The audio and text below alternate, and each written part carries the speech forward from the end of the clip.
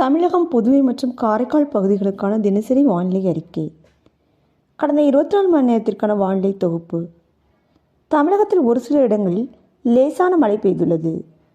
புதுவை மற்றும் காரைக்கால் பகுதிகளில் வறண்ட வானிலை நிலவியது. வெப்பநிலை பற்றிய குறிப்பு. அதிகபட்ச வெப்பநிலையாக ஈரோட்டில் 33.6 டிகிரி செல்சியஸ் பதிவாகி உள்ளது. அடுத்த 7 தினங்களுக்கான வானிலை முன்னறிவிப்பு மற்றும் எச்சரிக்கை. வடகிழக்கு பருவமழை தென்னிந்திய பகுதியிலிருந்து வருகின்ற ஜனவரி 15ஆம் தேதி முதல் விலகுவதற்கு வாய்ப்புள்ளது. இலங்கை மற்றும் அதனை ஒட்டிய பகுதிகளின் மேல் ஒரு வளிமண்டல கீழடுக்கு சுழற்சி நிலவுகிறது.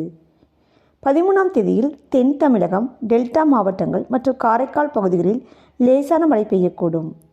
ஏனைய தமிழக மாவட்டங்கள் மற்றும் புதுச்சேரியில் வறண்ட வானிலை நிலவக்கூடும். தமிழகத்தில் ஒரு சில இடங்களில் அதிகாலையில் லேசான பனிமூட்டத்திற்கு வாய்ப்புள்ளது. 14ஆம் தேதியில் தமிழகம், புதுவை மற்றும் காரைக்கால் பகுதிகளில் வறண்ட வானிலை நிலவக்கூடும். தமிழகத்தில் ஒரு சில இடங்களில் அதிகாலையில் லேசான பனிமூட்டத்திற்கு வாய்ப்புள்ளது. 15ஆம் தேதி முதல் 19ஆம் தேதி வரை தமிழகம், புதுவை மற்றும் காரைக்கால் பகுதிகளில் வறண்ட வானிலை நிலவக்கூடும். சென்னை மற்றும் புறநகர் பகுதிகளுக்கான வானிலை முன்னறிவிப்பு. அடுத்த 48 மணி நேரத்திற்கு வானம் ஓரளவு மேகமூட்டத்துடன் காணப்படும். நகரின் ஒரு சில இடங்களில் அதிகாலையில் லேசான பனிமூட்டத்திற்கு வாய்ப்புள்ளது.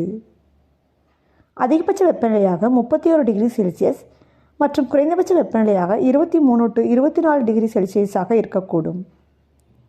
மீனவர்களுக்கான எச்சரிக்கை.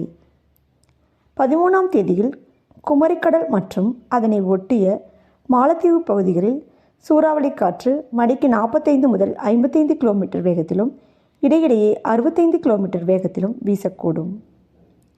மேற்குறிப்பிட்ட நாட்களில் மீனவர்கள் இப்பகுதிகளுக்கு செல்ல வேண்டாம் என்று அறிவுறுத்தப்படுகிறார்கள்.